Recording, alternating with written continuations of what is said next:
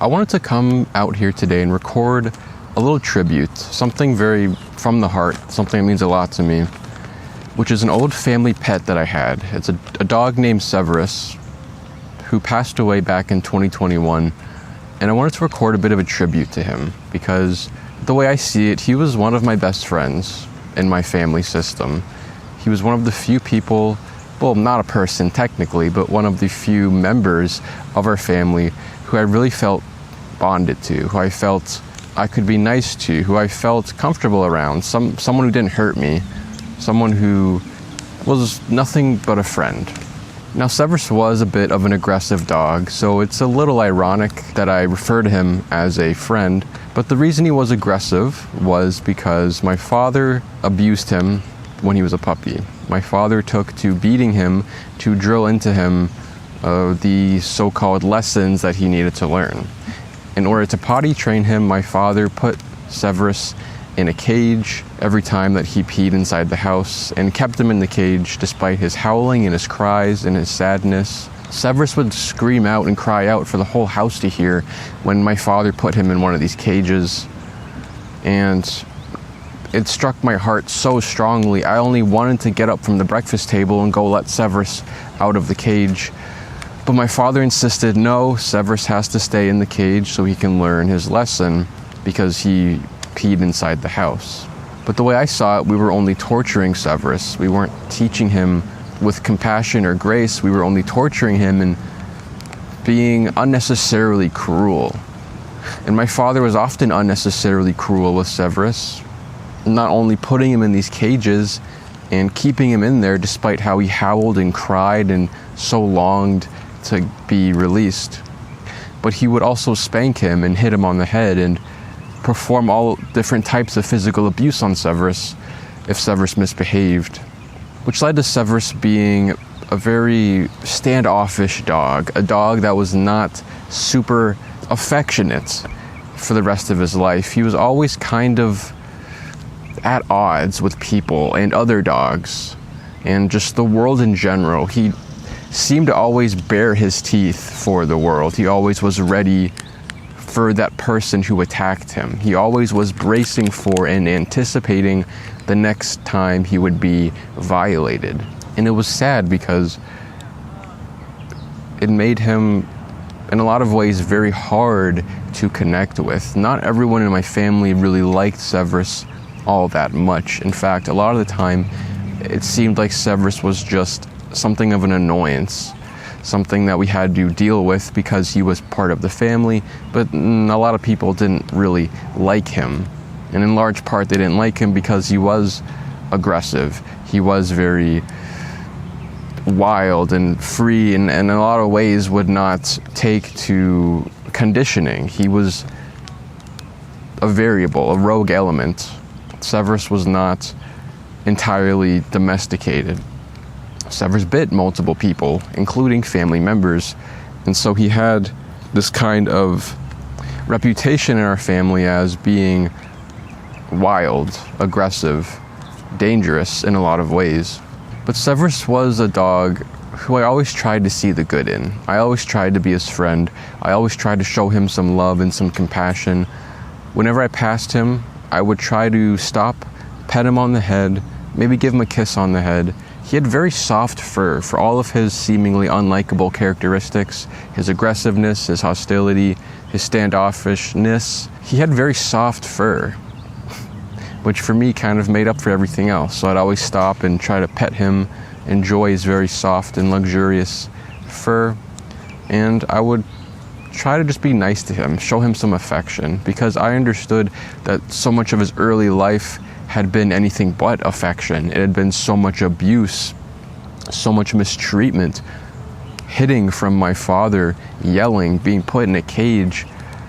I tried to be empathetic. I tried to understand why Severus was so aggressive. And of course he was aggressive because my father had mistreated him. He was only so prone to lash out against the world and fight back against it because my father had taught him this lesson from an early age, that the world was hostile, that the world was going to hurt him. My father hurt him, which taught Severus that the world was mean, like my father. And so he was always ready to bite back against it. And in a lot of ways, Severus seemed to always expect to be hurt in some capacity. He was always expecting someone to come and violate him, which is why he was always on edge. He never seemed exactly relaxed. And it saddened me that Severus carried all this trauma, and because of it, he was unable to be ever entirely comfortable. He never totally let his guard down. I sometimes wonder if Severus ever slept a full night's sleep without staying awake somehow. I think he always slept with one eye open. I don't think it was possible for Severus to get a full night's sleep because he was always afraid of being vulnerable. He was always anxious. At least a little part of him was anxious and waiting for someone to come and stab him in the back or hit him or abuse him. What I really tried to do as a kid was teach him something other than that, to help him unlearn this hostility against the world. I tried to be an example, a counterexample to my father who had been so abusive to him and hurt him and hit him and taught him all these, how the world is just cruel and will attack you. I tried to be a counterexample to my father for Severus. I always tried to be nice. I tried to pet him, kiss him on the head. I tried to show him that I was no threat, that I wouldn't be hurting him anytime soon, that I was only his friend and a caretaker. And the bond was something, at the time I didn't consciously realize how important it was to me, but looking back, it was so vital in my life. It was such an important relationship, my bond with Severus, because it was unique in that it was a relationship where I had dominance over someone else, over an animal. Because I was the youngest child in my family, I didn't have much authority. I did not fill any dominant roles. In fact, I was bottom of the food chain. I often was told what to do. I often was treated as someone without the life experience to be speaking on things, as someone who didn't have the proper authority to be making important decisions. I was not given many responsibilities. I was not someone afforded much authority or dominance. But Severus, by virtue of being a dog, our pet, an animal, he was naturally underneath me on the pecking order. He was one of the few members of our family who actually was ranked beneath me, which meant I had some semblance of authority over him, which meant I could treat him to some extent any way I wanted to and no one would bat an eye. Because in my family, the way it worked was everyone punched down. Everyone had carte blanche to treat the person underneath of them however they wanted. This was obviously true with my parents, who treated the children underneath them, including myself, horribly, neglected them, verbally abused them, physically abused them, intimidated them, mocked them, belittled them, and they got away with all of it because they were at the top of the food chain. They were the dominant species in the family. They were the apex predators, and us kids couldn't exactly compete with that.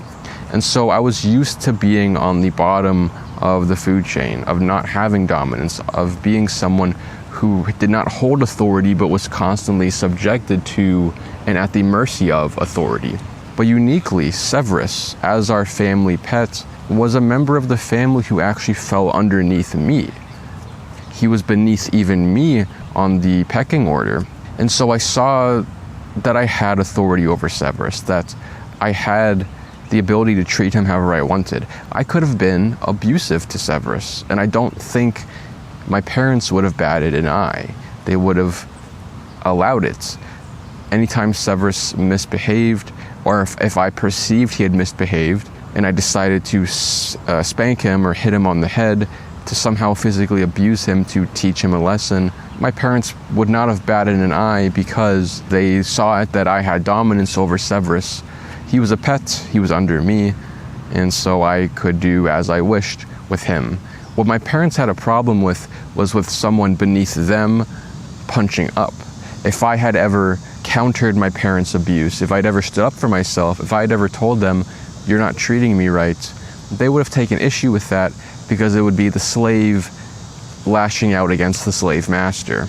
It would be rebellion against the king, and that doesn't fly in a tyranny.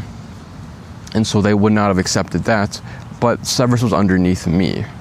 And so if I were to abuse Severus, to hit Severus, it wouldn't have threatened their authority or their tyranny, so they wouldn't have batted an eye. But I didn't do that. I didn't hurt Severus. I didn't abuse Severus, even though I'm pretty sure if I had, no one would have said anything or told me not to.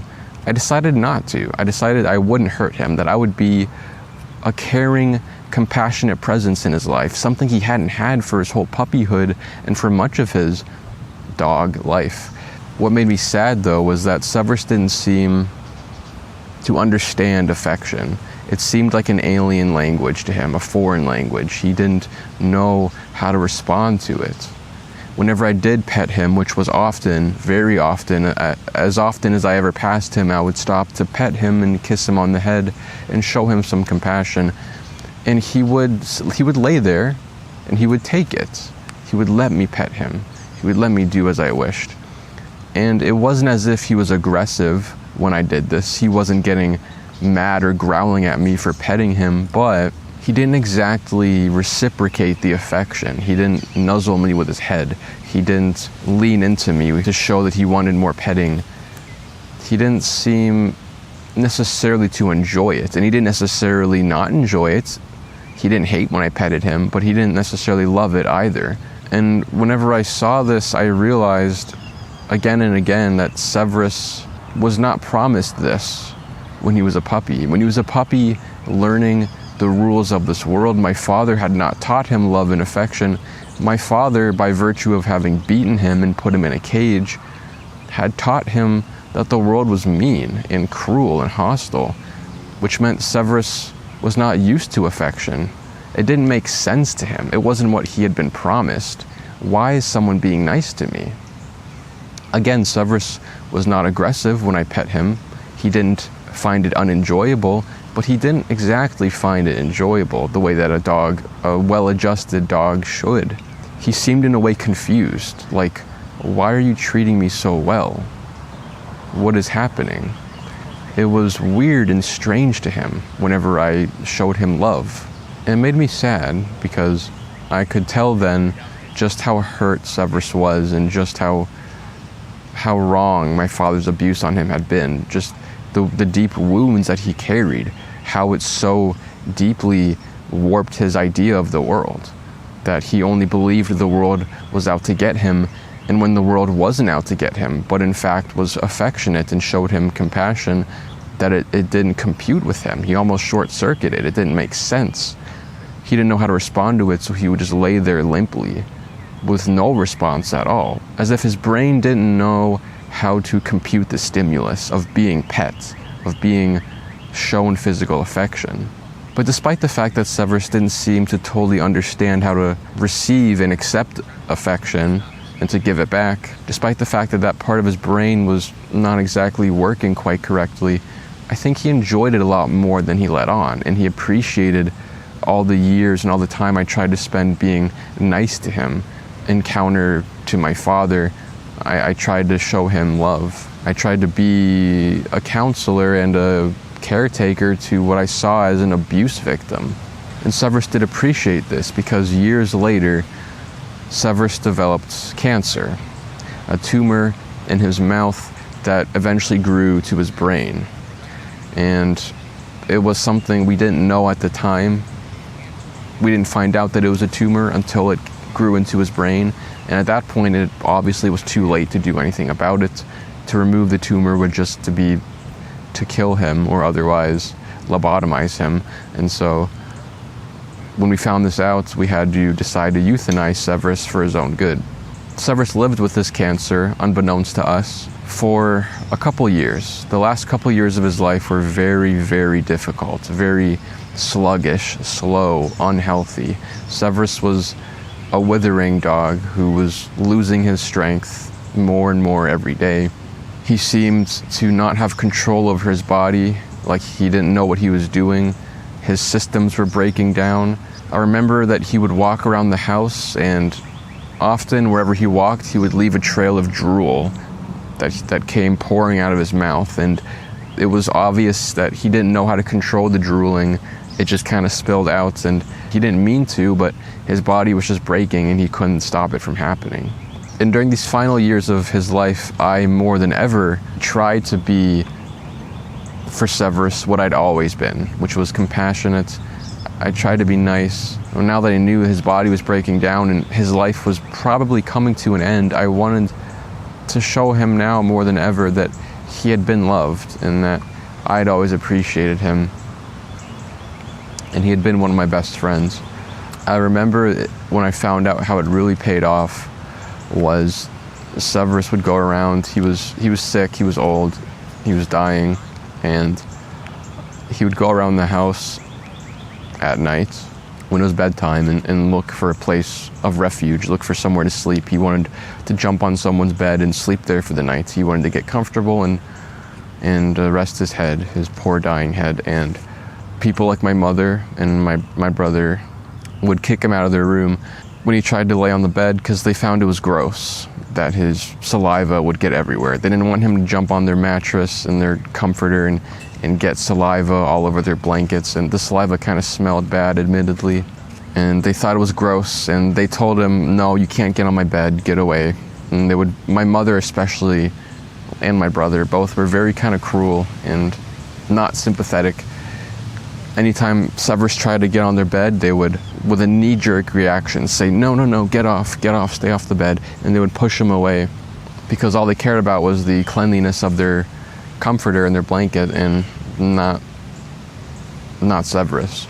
They didn't care so much about his feelings or the fact that he was a dying old dog who just wanted somewhere to rest and to feel loved. But I remember when he had been pushed out of everywhere else, Severus would come to my room next, and I always tried to be